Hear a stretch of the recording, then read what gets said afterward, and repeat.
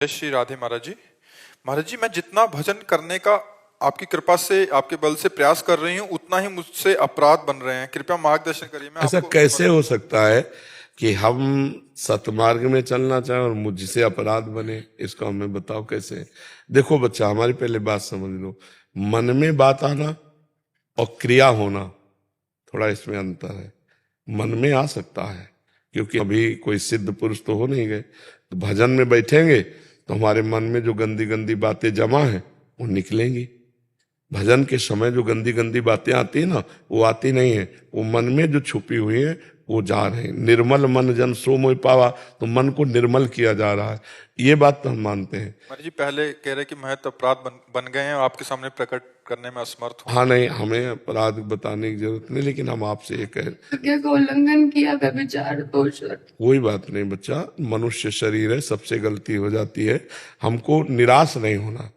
जैसे हमको गलती हुई, देखो कितना बड़ा बल तुम्हें अध्यात्म दे रहा है कि तुम स्त्री शरीर होकर सभा में अपनी गलती को स्वीकार कर रहे हो। ये बड़ी बहादुरी की बात है। तुम अध्यात्म के पथिक हो। अब तक जो गलती हो गई उसमें भगवान के चरणों का आश्रय लेकर मिट्टी डालो, वो सब नष्ट हो जाएंगे भजन से। अब ये कि अब गलती ना होने पाए, अब ये आगे की बात को सुधारना होगा। देखो, कोई तुम एक भारत में एक ऐसी अकेली नहीं हो कि ये गलती हम सबसे हो रही है, सबसे गलती हो रही है। पर वो क्षमाशील है भगवान, हमारी गलतियों को माता पिता की तरह क्षमा कर देते हैं। एक सुधार हम कर लें, जो गलतियां हमसे हो गई हम कोशिश करें कि आगे हमसे गलती ना हो। आप हो तो ये गलती आप नहीं होंगी। आज की जनरेशन ऐसी हो गई है कि आप आ गए हो ना तो सब ठीक हो जाएगा। हाँ, हमें कोशिश यही है, प्रार्थना यही। और हम आपको सही बताएं, हम जो एकांत में भजन करते हैं ना, तो हम वो सब देते हैं कि सबका मंगल हो, सबको आनंद। जैसे है ना कि अपने 100 रुपया में काम चल जाएगा, तो 1000 रुपया जो कमा रहे हैं तो 900 रुपया जगत मंगल के लिए दिया जाए। अब हमारा जो भजन है, जो हमारा जीवन है, वो जगत मंगल के लिए है। तो हमें लगता है कि अगर आप हमें थोड़ा सहयोग दे दो कि जो गलतियां आप जानबूझ के कर रहे हो उनको रोक दो, उनको रोकते ही तुम देखोगे आपको एक पावर मिलेगा और आपको निकाल देगा। पर अगर आप बार बार भूल करके वहीं जाते रहोगे तो हमारी बात का असर आपके ऊपर नहीं होगा। आप सुनोगे तो यहां तो असर होगा, लेकिन जहां फिर आप उस गलत क्षेत्र में पहुंचे, वो गलत क्षेत्र आपको डाउन करेगा। और जब डाउन करेगा तो आपको हमारी बात या तो अच्छी नहीं लगने लगेगी या तो सुनना नहीं चाहोगी। ऐसा स्वभाव बन जाएगा कि रहने दो, जब हम चल ही नहीं पा रहे तो हम सुन के क्या करें, बेकार का जलन। स्थिति आ गई थी, पर मैंने आपकी बात याद रखी, चाहे मेरी सर्वनाश की स्थिति आ जाए, पर मैं नाम जब नहीं छोड़ूंगी और ना आपको छोड़ सकती जी। तो ये ठीक तो हो जाएगा, पर लंबा समय लगेगा। अगर आप सहयोग करो तो आज अभी से हो जाए। अगर आप सहयोग नहीं करोगे तो ठीक तो हो जाएगा, अपने आप आपको घृणा होगी, क्योंकि ये असत है। ना सतो विद्यते भाव, ना भाव विद्यते सता। अच्छे अच्छे बेविचारियों को घृणा हो गई, क्योंकि इसमें कोई तत्व तो है नहीं, एक आकर्षण है, माया। देखो, ये कोई पर्दे वाली बातें नहीं है। वास्तविक पूछो तो हम कहते हैं इसके अध्यात्म के इस विषय के क्लास लगने चाहिए, जिससे ये तो पता चले कि गिरना किसे कहते हैं, उठना किसे कहते हैं। अभी बच्चों को यही पता नहीं कि हम जिस मार्ग में जा रहे हैं पतन का मार्ग है। तो आप नाम जप कीजिए। और हम ये कहते हैं, देखो, बिना प्रेम के, बिना आश्रय के कोई जी नहीं सकता है। खुली बात समझो। अब भगवान से परिचय है नहीं, खुली बात है। भगवान को देखा नहीं तो भगवान से हम ऐसा प्यार नहीं कर सकते जैसा हम इंसान से प्यार करते हैं, क्योंकि हम प्रगट में देखते हैं। तो हमें लगता है कि ये जो हमारे भगवान के द्वारा बनाई हुई प्रणाली है, पाणी ग्रहण संस्कार, इसको स्वीकार करना चाहिए। तो हमें लगता है जो हमारे पूर्वजों ने, वो बहुत अच्छा था कि पवित्र बच्ची, पवित्र पाणी ग्रहण संस्कार हो गया और आजीवन एक पुरुष में अनुराग किया। ये बड़ा दोषपूर्ण व्यवहार है, मुझे लगता है इसका सुधार करना चाहिए। विक्की जी जलंधर से। राधे राधे। राधे राधे महाराज जी, आपके चरणों में कोटि कोटि प्रणाम। महाराज जी, आदमी जो पाप और पुण्य करता है और वो उन पापों से कैसे मुक्ति पा सकता है, इसका जवाब तो है नाम जप से, राधा राधा। जैसे अब मेरी आयु 50 वर्ष की हो गई है, आगे जो भी समय या जितनी भी आयु है बस नाम जप से उतना उधार खत्म हो जाएगा या कुछ और भी एक्स्ट्रा करना पड़ेगा? अनेक जन्मों का खत्म हो जाएगा, इसी जन्म का ही नहीं, अनेक जन्मों का खत्म हो जाएगा। नाम संकीर्तनम यस्य सर्व पाप प्रणाशनम, समस्त पापों का जो समस्त में पूरे पीछे के तक जो संचित है तभी भगवत प्राप्ति होती है। अगर संचित बचे रहे तो फिर जन्म होगा। इस जन्म का हिसाब नहीं, अनेक जन्मों का हिसाब है। अनेक जन्मार्जित पाप जितने वो सब भस्म हो जाएंगे भगवान नाम जप से। बस लगन लगा करके हर श्वास में नाम जप करते रहो, तुम्हें चिंता नहीं करनी, अपने आप सब ठीक हो। लेकिन जो प्रारब्ध बन चुका है वो भोग आएगा, समझ रहे ना। हमारे शरीर रचना के समय जो प्रारब्ध रचना इस शरीर की हुई कि 55 वर्ष में ये घटना घटेगी, 56 वर्ष में ये भोग होगा, 60 में ये वो आएगा। नाम जप करते हुए भी आएगा, क्योंकि वो नाम जप अब कर रहे हैं और ये पिछली खेती है, उसको हमें धैर्यपूर्वक भोग लेना है। बड़े बड़े संतों के जीवन में देखा जाता है, बड़े भजनानंदी, लेकिन उनको कष्ट है तो कष्ट वो पूर्व का किया हुआ पाप है जो उनको भगवत प्राप्ति में बाधा पहुंचा रहा है। आगे जो उनका जीवन है वो परम पवित्र है, परम निर्मल है, तो ना दुख है न सुख है, ऐसे महाप्रसन्नता आनंद को प्राप्त होंगे। तो आप विश्वास कीजिए भगवान के नाम में अपार सामर्थ्य है। वो पहाड़ जैसे पाप को भी नष्ट करने के लिए रुई जैसे पहाड़ के रुई जमा और एक दिया सलाई लगाई भस्म हो गई, ऐसे भगवान के नाम की अपार सामर्थ्य है। केवल इसी जन्म का आप देखो, अगर एक क्रिया का दंड देखो तो पूरा जीवन बर्बाद हो जाए।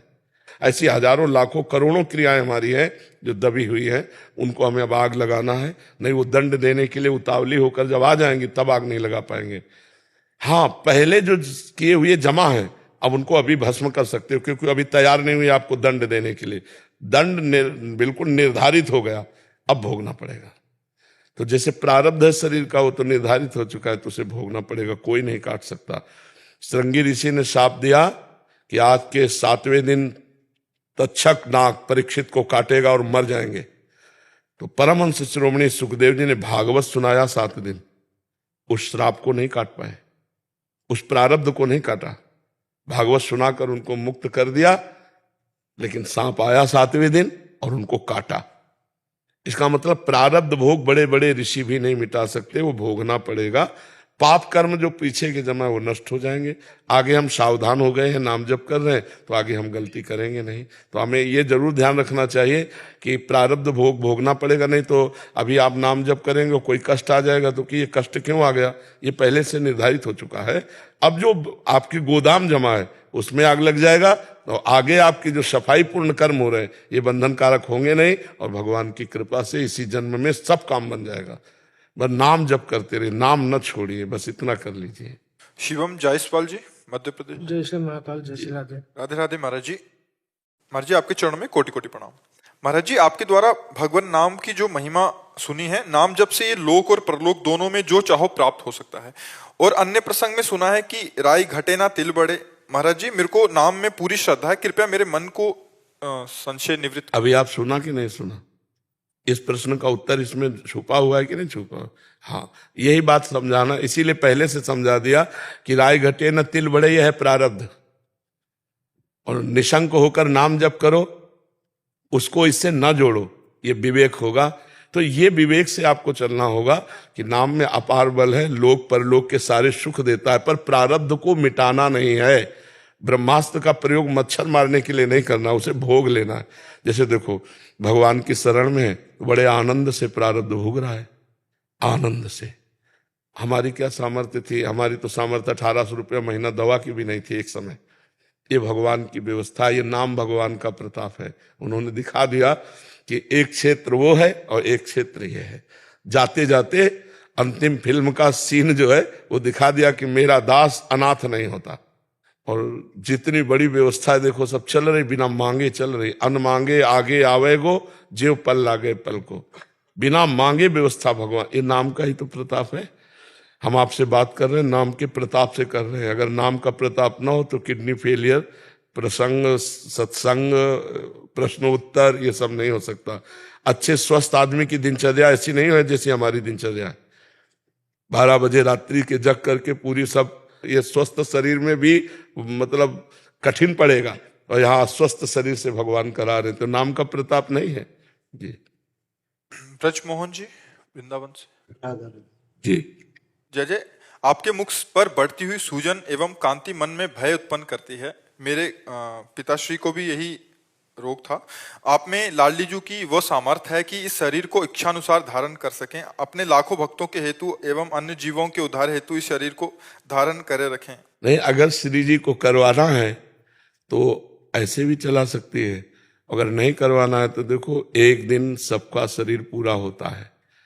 तो अपने शरीर का निमित्त बन गया है किडनी। तो पहले तो सूजन नहीं आती थी, अब धीरे धीरे वो मतलब और डाउन होती जा रही, और सूजन आनी शुरू हो गई, धीरे धीरे और परेशानी आएंगी। तो 18 वर्ष तो ऐसे कट गए, हो सकता है कितने समय और ऐसे कटवा दे, उन्हीं की खेल की बात है। अच्छा, इसका कोई उपाय नहीं है। अगर हमारी आयु इस वर्ष में पूरी होनी है तो आप चाहे दुनिया की किडनी लगवा दो, इसी वर्ष में पूरी हो जाएगी। अगर आयु हमारी 20 वर्ष अभी चलना है तो ऐसे लगड़ते झगड़ते ऐसे पार होती चली जाएगी। तो भगवान की कृपा। अच्छा, हम इच्छा क्यों करें? इच्छा ना करने के लिए तुम बाबा जी बने, इच्छा मिटाने के लिए तुम बाबा जी बने। भगवान से भी इच्छा क्यों करें? जीने की इच्छा क्यों करें? मान लो लाखों का कल्याण हो रहा है तो आपका काम हो रहा है ना। तो ये आपका काम है कि इस पार्षद को यहां कितने दिन रखना है, वो आपकी जिम्मेवारी है। आपको लगता है ट्रांसफर, तो करो ट्रांसफर, यहां से ट्रांसफर करेंगे, निकुंज में पहुंच जाएंगे। अगर आपको यहां रखना तो यहां रखिए। हम राजी हैं उसी में जिसमें तेरी रजा है, जो ही प्यारो करे सोई मोहि भावे। जिसमें आपकी राजी उसी में हम राजी। हमको ये सेवा यहां मिल रही, यहां से हटा दोगे वहां सेवा करने लगे। हमारा काम सेवा है, हम सेवा करें। जैसे ऐसे भी कष्ट में भगवान हमको ऐसे रखे, कितनी बड़ी कृपा है आप सबको। हम आनंदित रहते हैं। हम कभी 1 मिनट भी किडनी बीमारी में नहीं टिकते, 1 मिनट भी। एकांत हुए तो फट से हटे हम अपने शरीर से, अपने श्री जी में लगे। यहां है तो सत्संग में एकांतिक में बुद्धि लगी है, और जहां अलग हुए तो फट से श्री जी में लगा दिया, तो समय कट रहा है। अब शरीर की जो हालत है वो तो होगी ना, शरीर की हालत तो होगी। अब ये बीमारी है तो भोगना पड़ेगा जी। रीना जी हरियाणा से। राधे राधे। महाराज जी आपके चरणों में कोटि कोटि प्रणाम। महाराज जी आपने नए भारतवर्ष का निर्माण कर दिया है। आज हम नहीं, नए भारतवर्ष का नहीं, पुरानी जो भारत की पद्धति है ऋषियों वाली, जो सत्य सनातन मार्ग है, उसी की जूठन हम आप लोगों को सुनाते हैं। तो हम अपने स्वरूप को भूल गए, अपने कल्चर को भूल गए, अपनी रहनी को भूल गए हैं। वही रहनी हम आपको बता रहे हैं, उसी में सुख शांति है। कल एक बहन आई थी, वो रो रही थी, कहती हमारा पति दूसरी स्त्री को लाके ऐसा ऐसा, और हमसे बात नहीं करता। ये क्या है? ये हमारा भारतीय कल्चर थोड़ी, हमारे भारतीय ये रहनी थोड़ी है। ये जो अब चला है ना, ये बहुत गंदा गृहस्थी के लिए बहुत गंदा है। बॉयफ्रेंड गर्लफ्रेंड, ये बहुत गंदा है। अब सोचो वो स्त्री जिसका ब्याह उसके साथ हो गया, वो देख रहे मेरा पति किसी और से ऐसा प्यार करता है, वो पूरे जीवन जलती रहेगी। कैसा मतलब समाज हमारा बिगड़ता चला जा रहा है। अगर वही प्रेम अपनी पत्नी से करे तो कितना बढ़िया समाज हो जाए। तो वही समाज की भावना को अपनी ऋषि परंपरा, जो गुरु परंपरा, जो हमारी सनातन परंपरा है, उसी का दर्शन कराते हैं कि आप लोग उसी में सुखी रहेंगे। तो हमें लगता है अगर धर्म से चला जाए तो हम सब सुखी रहेंगे। तो वही हम चर्चा शास्त्रों की, संतों की और अपनी अनुभूति की आपको सुनाते हैं। जो आप पकड़ लेते हैं तो आपका मंगल हो रहा है। देखो आपको शांति मिल रही, आपको अच्छा लग रहा है। प्यार में सुख है, बेविचार में थोड़ी सुख है। जैसे आपसे प्यार है तो फिर उसमें सुख है। ये कौन सा प्यार है? आज इसके साथ फिर ब्रेकअप, कल उसके साथ फिर ब्रेकअप। ये बेविचार है, प्यार थोड़ी है। प्यार तो होता है कि एक को हमने स्वीकार कर लिया, क्योंकि भगवान की लीला ऐसी है। तो स्त्री हो या पुरुष, एक को स्वीकार कर लिया, आजीवन एक में ही बने रहे, तब तो भाई तुम्हारा प्यार सार्थक है। ये जो आजकल हम इस बात पे नहीं जाते कि प्यार ना करे, करे। मनुष्य जीवन मिला, बिना प्यार के रह ही नहीं सकते हो। तो प्यार करो, लेकिन सोच समझ के, माता पिता के अनुकूल होकर, और एक से प्यार करो और आजीवन प्यार करो, तब तो प्यार। ये क्या ब्रेकअप क्या? तो फिर ब्याह हुआ तो जैसे वहां बॉयफ्रेंड से ब्रेकअप, ऐसे पति से ब्रेकअप। पति से ब्रेकअप को क्या कहते हैं अंग्रेजी में? डिवोर्स। हाँ, कितना गंदा जीवन यार। थोड़ा तो लज्जा आनी चाहिए, शर्म आनी चाहिए। ये अपनी भारतीय संस्कृति है, लोग इसको नहीं समझते हैं, तो उसी को हमारा प्रयास, हमारे भगवान की तरफ से प्रेरणा कि आप लोग सुधरो प्यार में। जैसे हम आपसे दोस्ती करें तो आपको देख के सुख मिलेगा। अब दोस्ती स्वार्थ रहित हो तब तो प्रेम हो, जब स्वार्थ है तो वासना है, प्रेम होता नहीं, और वासना में फिर दुर्गति ही होती है। मन बड़ा अशांत हो जाता है, शरीर बड़ा अशांत हो जाता है, और हमारी पूरी जीवन की शैली बिगड़ जाती है। इसलिए वासना से हटो, उपासना में लगो, अधर्म से हटो, धर्म में लगो। ये अंधकार में खेल है, इसमें कभी तृप्ति नहीं हो सकती। सत्य से चलो तो तुम्हारी पूजा हो जाएगी, वो तुम्हारी पूजा, वही काम पूजा बन जाएगा। जैसे गृहस्थी में और आप अपने एक पत्नी से भाव रखते हैं और संतान उत्पन्न, वही भगवान की पूजा हो गई, वही धर्म हो गया। और उसी को दूसरे के प्रति करो तो अधर्म हो जाएगा। तो ये भगवान ने प्रेरणा करी और वही सब कर रहे हैं कि आप तक वो बात पहुंचती हो, आप मान जाते हैं, वो आपका मंगल होता है। जी महाराज जी, आप आज हम धन्य हैं कि हमारा जन्म आपके समय में हुआ। अगर आप नहीं होते तो हमें पता ही नहीं चलता कि भगवान होते भी हैं। मतलब गुरुदेव, इनका एक प्रश्न है कि अगर आत्मा को उसके कर्मों का दंड स्वर्ग नरक में मिल जाता है तो फिर दोबारा जन्म में उसके कर्मों का हिसाब क्यों भोगना पड़ता है? आपने कभी इसमें देखा है अपनी भारतीय कानून व्यवस्था में कि उसे 20 साल की सजा और 1 लाख का जुर्माना दिया जाता है, दिया जाता ना? तो ऐसे ही नरक की सजा और मृत्यु लोक में उसका जुर्माना, कर्म के अनुसार उसको एक जुर्माना भोगना पड़ता है और दंड मिलता है नरक में। स्पेशल दंड जो है वो नरक में उसको मिलता है। कुछ बचा खुचा जो जुर्माना है वो यहाँ मिलता है, यहाँ दंड पूरा नहीं मिलता है। पूरा दंड तो नरक में मिलता है। नरकों का वर्णन पढ़ो तो होश खराब हो जाएंगे कि कभी पाप नहीं करेंगे। ये जो शराब पीते हैं ना, गलाया हुआ लोहा उनको पिलाया जाता है। ऐसा नहीं कि आप यहाँ मनमानी आचरण कर सको। भेजे गए हो तो बिल्कुल आप भगवान की नजर में हो, जो कर रहे हो भगवान देख रहे हैं, जो कर रहे हो उसका तुम्हें दंड अवश्य मिलेगा। एक महात्मा का चरित्र आता है महाभारत में, मांडव्य ऋषि का, कि वो बच्चे थे, तितली की गुदा में बंबूल का कांटा छोड़ दिया तो उनकी गुदा में सूली डाल करके छोड़ दी गई थी। सूली का सजा, कांटे की सजा सूली से पूर्ण होती है, मतलब इतना बड़ा दंड होता है। तो हम लोग जो पाप कर रहे हैं उसका हमें दंड मिलेगा। जो नरक में मिलता है वो स्पेशल दंड है, और जो अब यहाँ जन्म लेकर मिलता है वो उसका वो जुर्माना समझ लीजिए। जैसे उसे कहा गया कि तुम्हें 10 साल की सजा, 2 लाख रुपया जुर्माना, तो सजा पूरी कर ली, जुर्माना नहीं दिया तो आप वही उसी जेल में रहेंगे। जब तक जुर्माना पूरा नहीं हो जाएगा तब तक तुम्हें उसी जेल में रहना पड़ेगा। कोढ़ हो गया, ये हो गया, वो बड़ी कष्टप्रद जीवन, वो सब पाप कर्म का फल होता है और सबको भोगना पड़ता है। बड़े बड़े महात्माओं को भोगना पड़ता है। आपकी किस्ती में बैठ गए अब तो आप जानो। हाँ, हम सब श्री जी के नाव में बैठे हैं, वही खेवैया है, वही पार करते हैं।